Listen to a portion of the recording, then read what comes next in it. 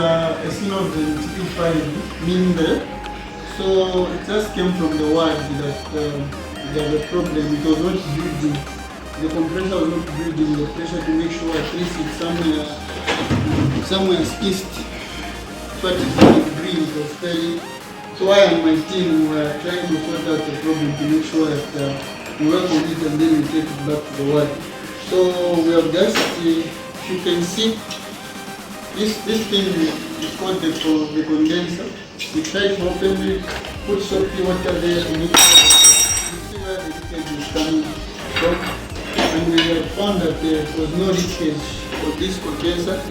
And then we went on to open this side where the compressor is, or the motor, if they say, where the motor is. And we have just discovered that as the motor was getting, as it was running for some time, it was getting hot, and then it bent the tube for this machine, and then it allowed the leakage.